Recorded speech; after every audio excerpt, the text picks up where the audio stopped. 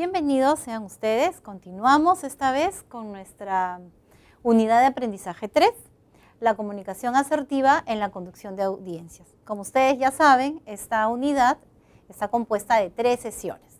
A la fecha ya hemos abordado la sesión 8, donde hablamos sobre todo lo que consistía el proceso de comunicación, su definición, sus elementos, y hablamos una teoría psicológica de la comunicación basada en el análisis transaccional, su representante Eric Berne. En la sesión 9 hablamos sobre los estilos de comunicación. Si recuerdan, hablamos de 3 estilos: el pasivo, el agresivo y el equilibrio entre estos dos, y que era el mejor, que permitía una comunicación armoniosa, fluida, era el estilo, o es el estilo asertivo. También vimos algunas habilidades de este estilo de comunicación basados en la preparación para la comunicación, la escucha activa y la formulación de preguntas, que vimos que de acuerdo al contexto en el que nosotros nos encontramos en una audiencia, podemos hacer uso de alguno de estos tipos de preguntas, ¿no? Muy bien, el día de hoy vamos a continuar con nuestra tercera y última sesión, en realidad. Es la sesión número 10, que corresponde a lo que es la comunicación no verbal y sus componentes. ¿Por qué nosotros hemos tocado este tema y le hemos dado una sesión especial a la comunicación no verbal? Porque es indudable que el ser humano, el lenguaje, si bien es cierto, está constituido por un aprendizaje de códigos, de signos, que ha sido, digamos, producto de la evolución del ser humano. Hay una comunicación que es innata, e inclusive desde épocas remotas del ser humano, con la aparición del ser humano, que es la comunicación no verbal. Esta comunicación es una comunicación prácticamente de tipo como inconsciente, automática, y que tiene que ver mucho con la expresión de las emociones, ¿no? Entonces, en este momento vamos a desarrollar algunos aspectos más resaltantes de la comunicación no verbal, que al juez o jueza le va a permitir no solamente identificar el contexto, la significancia de las palabras que alguna de las partes esté mencionando durante una audiencia, sino también identificar el estado emocional, la manera como lo expresa, la forma como exterioriza sus palabras a través del mensaje corporal o la comunicación no verbal, como ahora vamos a ver.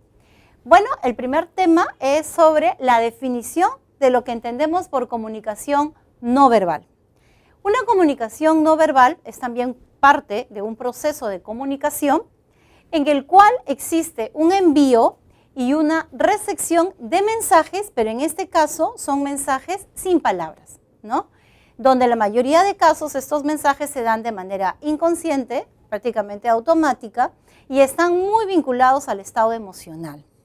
Probablemente alguna de nosotros hemos escuchado la famosa fórmula de Albert Mehrabian, ¿no?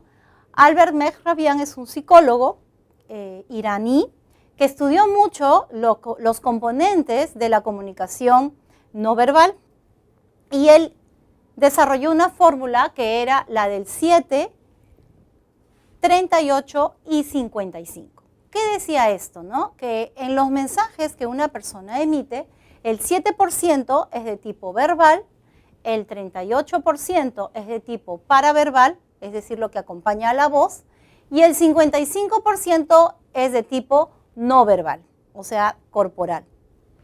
Pero aquí hay algo que mencionar. Probablemente esta fórmula se ha generalizado y en algunos casos ha llegado a conclusiones erróneas, porque no es en realidad que nuestra comunicación tiene más de la mitad de expresión no verbal o corporal. Lo que sucede es que acá, que Albert Mehrabian, cuando se refería a esta fórmula, se refería a todo lo que venía a ser el mensaje de emociones, ¿no? Entonces, sí, cuando uno expresa emociones, casi más de la mitad de las emociones están vinculadas con la expresión corporal, ¿no? Pero cuando uno expresa, en este caso, ideas, ¿no? que no tienen este tono emocional, no es que se aplica esta fórmula. Entonces, vale la aclaración, porque muchas veces se cree que cuando nosotros hablamos es más importante lo que no se ve, lo que no se escucha, que lo que uno escucha. Pero no, en realidad la comunicación, el lenguaje, en este caso la comunicación verbal, es eminentemente a través del lenguaje oral, ¿no? Y los gestos, los movimientos nos van a servir para identificar el estado emocional. Eso es algo que es importante aclarar. Cuando hablamos de componentes de la comunicación no verbal, nos referimos básicamente a cuatro tipos o 4 grupos de componentes. Por un lado, lo que es el componente kinestésico o kinésico o lenguaje corporal. ¿Este qué incluye? Incluye la mirada, la expresión facial, la postura y los gestos. Luego tenemos los elementos paraverbales, aquellos que acompañan a la voz, básicamente. Es todo lo que está alrededor cuando uno emite, en este caso, las palabras a través de la voz. Y se refiere a la entonación, el volumen, la fluidez, la claridad, las pausas y silencios. Otro componente de la comunicación no verbal es la proxémica. ¿Qué se refiere a la proxémica? A la distancia en la que en este caso los interlocutores se ubican, ¿no? Y ahí tenemos diferentes tipos, la distancia pública, personal, social e íntima, que luego lo vamos a desarrollar de manera muy general. Y finalmente la cronémica, el otro componente que tiene que ver con la velocidad al hablar. Vamos a detallar ahora.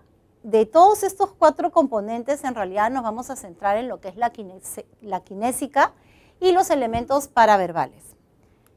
Habíamos dicho entonces que la kinésica tiene que ver con lo que es la mirada. Ya en la sesión anterior, cuando nosotros nos referíamos a la escucha activa, decíamos que 2 características a través de las cuales una persona puede interpretar que lo están escuchando de manera activa es cuando el interlocutor lo mira fijamente a los ojos y la postura que está hacia delante es hacia el interlocutor, ¿no? Entonces, igualmente acá la postura forma parte, ¿no?, de este componente no verbal y se refiere a eso, ¿no?, a la mirada fija en el interlocutor. Muchas veces a través de la mirada se suele decir de que una persona cuando mira a los ojos está diciendo la verdad.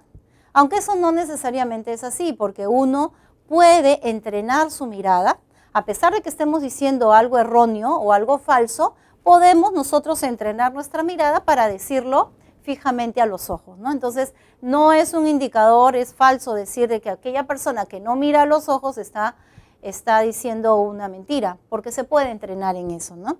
Entonces, la mirada en realidad lo que sí es la expresión de la emoción. Y hay un estudioso, en este caso Paul Ekman, él es un psicólogo también, que estudió mucho lo que son las microexpresiones o las expresiones faciales, que ahora lo vamos a ver cómo a través del detalle de 6 emociones básicas que tiene el ser humano, cómo a través de las microexpresiones nosotros podemos identificar estas emociones. Y esto sí se puede de alguna manera tener la seguridad que se está haciendo una identificación correcta, porque estas microexpresiones o expresión facial son prácticamente automáticas. Y por más que el ser humano lo quiera entrenar, porque son milésimas, es casi la 25ª parte de un minuto. O sea, son súper rápidas estas microexpresiones, y por más que el ser humano lo trate de aprender o manejar, en algún momento se va a presentar sin algún control, ¿no? Entonces, la mirada, estamos refiriéndonos a ese al contacto visual, que nosotros podemos identificar algunas emociones, pero cuando está más vinculado a toda una expresión facial, que es el siguiente componente o elemento del lenguaje corporal. Entonces, en la expresión facial, nosotros tenemos 6 emociones básicas: la sorpresa, la tristeza, la felicidad, el miedo, la ira y el disgusto o el asco, ¿no? Como les decía, Paul Ekman es un psicólogo muy reconocido que hizo muchos estudios justamente sobre las expresiones faciales, y él llegó a la conclusión que las expresiones faciales en realidad no están vinculadas con aspectos culturales, ¿no? Él estuvo casi 2 años en una tribu de África tratando de verificar o tratando de investigar cómo es que las personas en esta tribu representaban sus emociones básicas que acabo de mencionar. Y da la casualidad que estas expresiones eran tal cual como las podría hacer una persona, en este caso de una sociedad más civilizada, ¿no? del occidente. Entonces, no es que los patrones culturales estarían imponiendo ciertos tipos de expresiones faciales. Y es que aquí, por eso es que se llega a la conclusión que estas expresiones microfaciales en realidad tienen un componente genético, innato, ¿no? Entonces, se da en diferentes culturas, se da en diferentes tiempos, ¿no? Son las mismas. Lo que sí varía, si hay un componente cultural, son los gestos, ¿no? Entonces, puede haber gestos que para ciertas sociedades representan alguna característica, mientras que a otras sociedades es todo lo contrario, ¿no? Gestos como por decir estoy bien, me encuentro mal, ¿no? Entonces, estos sí tienen la influencia del patrón cultural, pero las microexpresiones que ahora vamos a ver, no, son totalmente innatas y automáticas, ¿no? Porque tienen que ver también con movimiento de los músculos automáticos, ¿no? Sobre todo del sistema parasimpático. Muy bien, ¿cuáles son estas microexpresiones? Habíamos mencionado de 6 emociones básicas. Entonces, vamos solamente a ceñirnos. En realidad, Paul Ekman estudió más de 100 microexpresiones. Nosotros solamente vamos a mencionar cuáles son aquellas vinculadas con los 6 estados emocionales básicos del ser humano. De tal manera que a través de la descripción de estas microexpresiones de las emociones básicas, el juez o la jueza va a poder identificar si la persona se encuentra en un estado de sorpresa, de pronto si le hace alguna pregunta y puede identificar su sorpresa, es porque probablemente ese tema que acaba de indagar es un tema que podría generarle mayor información. O alguna pregunta que le genere asco o disgusto, también podría ser un buen indicador para seguir indagando, ¿no? Entonces, el objetivo de mencionar estas 6 emociones y cómo poder identificarles a través de las microexpresiones faciales es justamente para que el juez pueda tener su capacidad de observación de manera no solamente escuchar lo que oye, ¿no? Sino también observar los gestos, porque probablemente a través de estas microexpresiones podría indagar temas que estuvieran generando cierto estado emocional diferente en alguna de las partes intervinientes, ¿no? Entonces, en el caso de la sorpresa, son 3 los indicadores que nos señalan que una persona efectivamente se encuentra en un estado de sorpresa total. ¿Cuál es el primero? En este caso, las cejas se elevan, ¿no? Principalmente las cejas de la parte interior, ¿no? Si nosotros vemos nuestras cejas, lo dividimos en 2 lados, el lado interior y el lado exterior, porque también hay movimientos de cejas solo del lado interior o solo del lado exterior. En este caso, en la sorpresa, ambas cejas, tanto el lado interior como el exterior, se elevan. Entonces, cuando nosotros percibimos esto en una persona, está en realidad emitiendo una sorpresa natural, ¿no? El segundo indicador es que los ojos como que se dilatan, se abren más de lo normal, ¿no? Y el tercero es que la boca se abre y en algunos momentos se deja visualizar, en este caso, los dientes, ¿no? Entonces, una microexpresión de sorpresa cumple estas tres características. Por otro lado, tenemos la tristeza. En el caso de la tristeza, los párpados, en este caso el superior, se va hacia abajo. O sea, declina el párpado superior, viéndose como que la persona, como que los ojos están un poco caídos, ¿no? Como cabizbajo. Luego hay una pérdida del enfoque ocular, como que la persona estuviera mirando al vacío, no tiene un foco de atención. Y en el caso de los labios, están ligeramente inclinados hacia abajo, como creando un surco hacia abajo, ¿no? Entonces, podemos ver acá cómo es la microexpresión de tristeza. Vamos a pasar ahora a la felicidad. Y aquí tiene que ver mucho la alegría, ¿no? La sonrisa, cómo uno sonríe. También podemos a través de esta microexpresión facial reconocer si una persona se está riendo naturalmente o es una risa fingida, ¿no? En la felicidad sucede que en este caso las patas de gallo, ¿no? Como las pequeñas arrugas que se forman alrededor de las órbitas oculares, se forman, ¿no? Se marcan más, producto que como que los ojos se cierran un poquito. Las mejillas se tensan y en el momento que se tensan se van hacia arriba, ¿no? Es la manera, uno puede tocar sus mejillas y si las ve que están tensas, ¿no? Es porque están hacia un movimiento superior. Y en el caso de los labios hay como que una flexión de los labios haciendo un surco superior, ¿no? Hay momentos en que uno puede ver hasta la parte de los dientes superiores, porque el surco, al hacerse hacia arriba, puede permitir visualizar una parte. ¿Cuándo es una sonrisa que es fingida? Cuando el surco no es hacia arriba, sino más bien se hace horizontal o lateralmente, y a veces se logra ver los dientes inferiores. Esa es, por ejemplo, una sonrisa fingida, que podemos decir, ¿no? Una sonrisa verdadera es cuando el surco, como había mencionado, es hacia arriba y en algunos casos se deja vislumbrar los dientes superiores. El miedo. En este caso del miedo, las cejas se levantan igualmente hacia arriba, como en el caso de la sorpresa, pero acá la diferencia es que los párpados inferiores, en este caso, los párpados inferiores se levantan y en algunos se puede visualizar la parte blanca del ojo, ¿no? También los párpados superiores se levantan, por eso es que se logra visualizar esta parte blanca del ojo, como podemos ver aquí en la figura.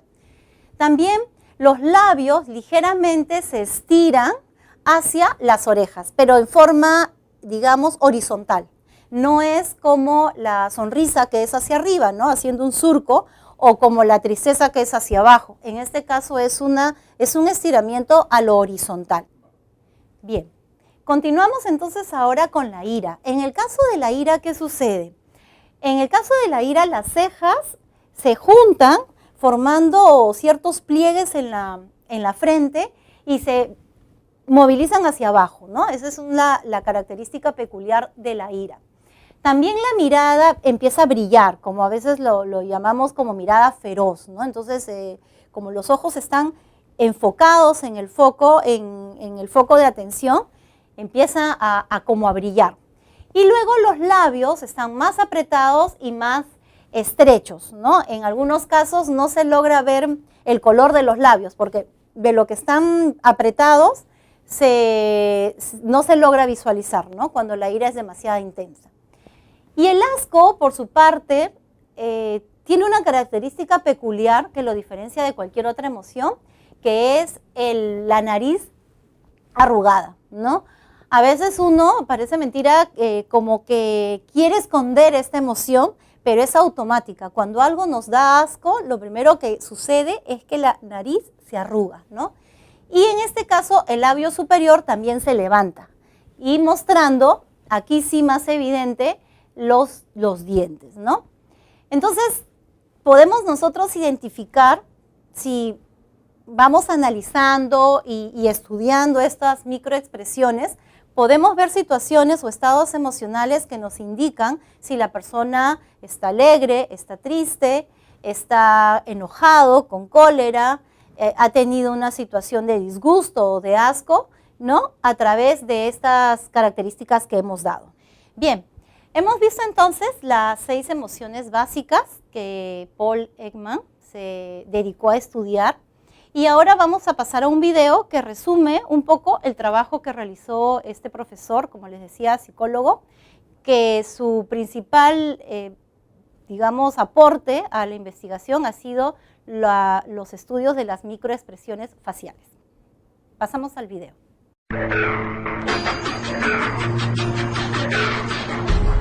Nos encontramos en San Francisco, a varios kilómetros de la prisión de Alcatraz. Es aquí donde nos hemos encontrado con Paul Ekman, doctor en psicología y experto en el comportamiento humano, que ha revolucionado el mundo del interrogatorio con sus trabajos sobre la mentira. Paul Ekman es un auténtico detector de mentiras humano. Forma a los investigadores del FBI, pero también a los de los servicios secretos y de las unidades antiterroristas. Hoy va a dar una conferencia en la Facultad de Medicina de la Universidad de San Francisco. Gracias por recibir al profesor Paul Ekman. En una pantalla gigante, Paul Ekman presenta aquello que le ha dado notoriedad. La descripción de las microexpresiones, pequeños movimientos del rostro que revelan las emociones ocultas. Las microexpresiones son expresiones muy rápidas que duran una 25ª parte de un segundo. Y menos de un 1% de la población es capaz de detectarlas sin entrenamiento, pero todo el mundo puede aprender a detectarlas. Cuando las descubrí, me quedé maravillado. Era como si tuviese un microscopio. Era el primero en ver algo cuya existencia ignorábamos. Fue realmente emocionante. Fue observando los vídeos a cámara lenta como Paul Ekman descubrió las microexpresiones. Para ayudar a detectar estos movimientos ultrarrápidos, muestra un extracto del juicio a O.J. Simpson en el que un testigo miente abiertamente al procurador. Fíjense bien porque dura menos de un segundo. Sí. Veamos a cámara lenta esta microexpresión.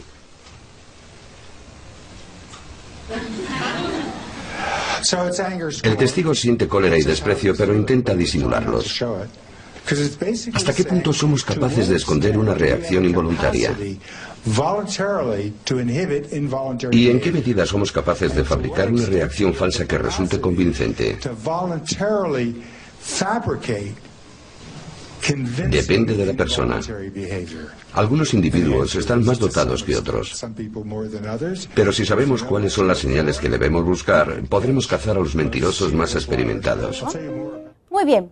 Vamos ahora a hablar sobre lo que corresponde dentro de lo que es lenguaje corporal o la kinésica, a la postura. La postura, en este caso, en una situación de audiencia, quizás no podamos nosotros visualizarlo mucho, porque normalmente las partes intervinientes y el juez o jueza se encuentran sentados. Pero, sin embargo, podemos, de la parte visual, de la parte que mientras están sentados podemos ver, podemos también inferir algunos comportamientos o estados emocionales. Por ejemplo, ¿qué indicios nos dan de un acercamiento de la persona cuando está hablando? Cuando la postura se tiende hacia adelante, ¿no? Que también habíamos dicho que es un indicador de que la persona está prestando atención, cuando la postura se dirige hacia adelante del interlocutor. Es una inclinación entonces hacia adelante del cuerpo. Lo contrario, lo de rechazo, ¿no? Sería una postura hacia atrás, que se retrae, ¿no? Es rechazo o repulsión. En este caso se expresa retrocediendo y volviendo el cuerpo, ya sea hacia atrás o hacia un lado, ¿no? Esa es la postura entonces de acercamiento y la de rechazo. Hay otro tipo de postura de expansión, ¿no? Como su nombre lo dice, es una postura arrogante. En este caso, ¿qué sucede acá? Se refleja la expansión del pecho, ¿no? Como que se levantan los hombros también y la cabeza está erguida y en algunos casos hasta un poco por arriba de la línea horizontal. Y como decía, los hombros elevados. Eso es una postura de expansión, ¿no? Que también nos está demostrando este tipo de arrogancia o despreciativa hacia los demás. Lo otro es una postura de contracción, que vendría a ser el lado opuesto o la característica opuesto. Es una postura cabizbaja de abatimiento, ¿no? En este caso los hombros no se elevan, sino más bien se arquean hacia adelante, el pecho está hundido, los hombros como que cuelgan, ¿no? Hacia abajo, la cabeza hundida y todo lo que es el tronco inclinado hacia adelante, pero con una parte hacia adelante, hacia abajo, ¿no? Esa es la postura, llamémosla de contracción, cabizbajo o de abatimiento, ¿no? Entonces, esto también nos puede un poco ayudar, ¿no? A interpretar con mayor claridad el mensaje mientras se está expresando las palabras.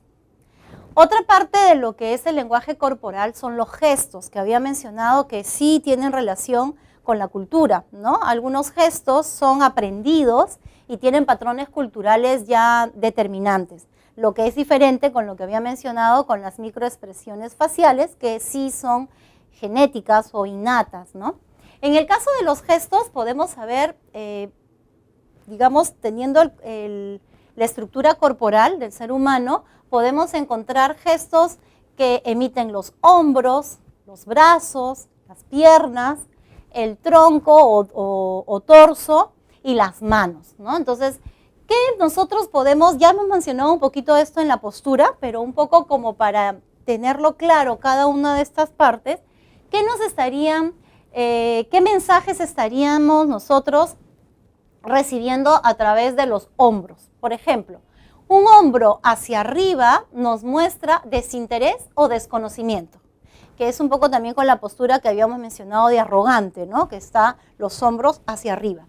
Más bien un hombro hacia abajo nos estaría dando el mensaje de desgano, ¿no? Un poco de tristeza, depresión, desgano, el no tener muchas ganas, ¿no? De comunicarse. Los brazos cuando están colgados, así de manera como que uno los deja sueltos, es también desgano, ¿no? Es una persona que está demostrando desgano en lo que está manifestando. Más bien unos brazos abiertos y sobre todo con las palmas, en este caso de las manos, mirando hacia el interlocutor, está demostrando un mensaje de estar abierto a la expresión, a comunicarse. Los brazos cruzados, en este caso, también están demostrando distanciamiento, ¿no?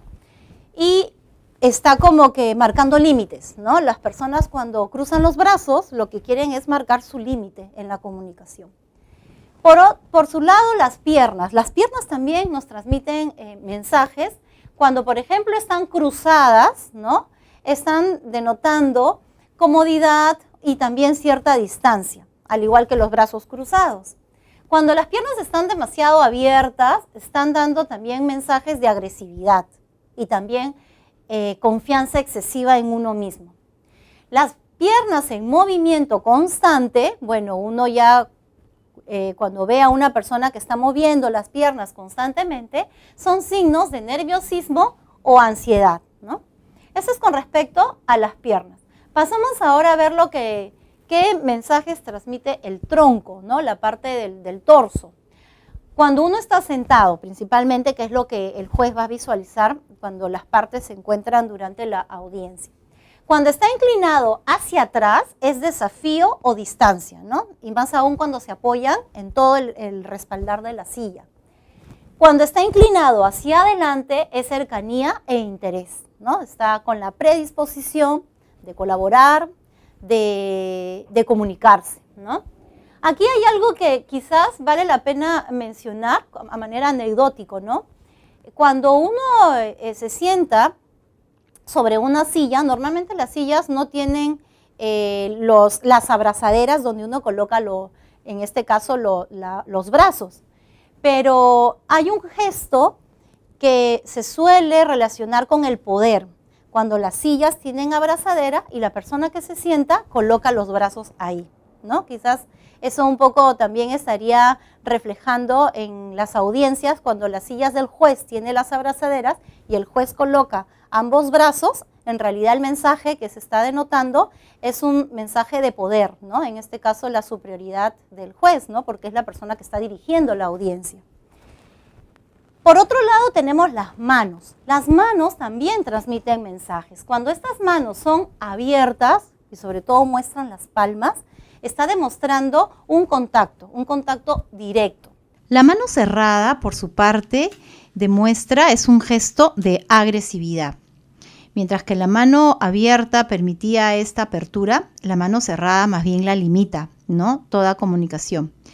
Las manos, por su parte, hacia atrás o las manos detrás, es un gesto de distancia o deseo de ocultar algo, ¿no? Por eso es que a veces las personas cuando colocan sus manos hacia atrás, uno también tiene esa idea, ¿no? De que pueda estar ocultando algo. Muy bien, con esto hemos culminado lo referido a los gestos, ¿no? Que como les había mencionado, a diferencia de las microexpresiones faciales, los gestos sí tienen un marco de influencia cultural. Probablemente en un país una mano cerrada pueda significar otra característica además de la agresividad por la misma cultura, ¿no? Mientras que las microexpresiones faciales, como habíamos señalado, no tienen esa influencia cultural o social, sino más bien eran microexpresiones, en este caso automáticas, ¿no? Y voy a hacer una aclaración porque en un momento me señalé que estas eran súper rápidas, muy automáticas y que se daban en una 25ª parte de un minuto. En realidad, ahí me retracto porque era 25ª parte de un segundo. Entonces, eso, por favor, que quede claro, ese pequeño lapsus que se manifestó en la parte anterior. Muy bien, ahora hablando sobre los elementos paraverbales, se refieren a todas estas variaciones que se aparecen en el uso de la voz. También son como aquellos elementos que acompañan a la voz, ¿no? La voz en realidad está cargada de significados muy sutiles. Tanto es así que los niños pequeños responderán mejor a la entonación que usen los adultos antes que a las propias palabras, ¿no? La comunicación paraverbal en realidad lleva anexas una serie de funciones.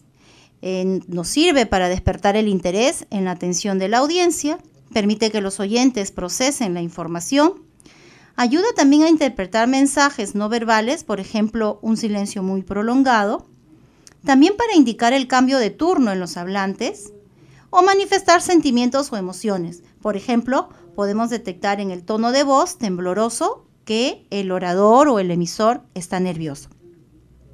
Entre los elementos que conforman los paraverbales tenemos la entonación, el volumen, la fluidez, la claridad y las pausas y silencios. Mencionándonos un poco con respecto a la entonación, el primer elemento paraverbal, podemos señalar que la entonación sirve para comunicar sentimientos y emociones. Está muy vinculado a la emisión de sentimientos y emociones. Unas palabras pueden expresar esperanza, afecto, sarcasmo, ira, excitación o desinterés, dependiendo de la variación de la entonación del que habla. Una escasa entonación con un volumen bajo indica aburrimiento o tristeza. Un tono que no varía puede ser aburrido o monótono. Se percibe a las personas como más dinámicas y extrovertidas cuando cambian la entonación de sus voces, a menudo durante una conversación. Por lo tanto, las variaciones en la entonación pueden servir también para ceder la palabra. En general, una entonación que sube es evaluada positivamente, es decir, como alegría. Y una entonación más bien que decae negativamente como tristeza. Y una nota fija como neutral. Entonces, la entonación es aquel elemento paraverbal que nos ayuda a que nuestra voz pueda expresar sentimientos con mayor claridad. Con respecto al volumen, la función más básica del volumen consiste en hacer que un mensaje llegue hasta un oyente potencial, ¿no? El volumen alto de voz puede indicar seguridad y dominio. Sin embargo, hablar demasiado alto puede sugerir agresividad, ira o tosquedad. Puede tener también consecuencias negativas. La gente podría marcharse o evitar encuentros cuando las personas hablan demasiado alto. Los cambios en el volumen también pueden emplearse en una conversación para enfatizar puntos. Una voz que varía poco de volumen no será muy interesante de escuchar. Ahora pasaremos a hablar sobre la fluidez. La fluidez tiene que ver con las vacilaciones, falsos comienzos y repeticiones. Estos son bastante normales en las conversaciones diarias. Sin embargo, las perturbaciones excesivas del habla pueden causar una impresión de inseguridad, de incompetencia, poco interés o ansiedad.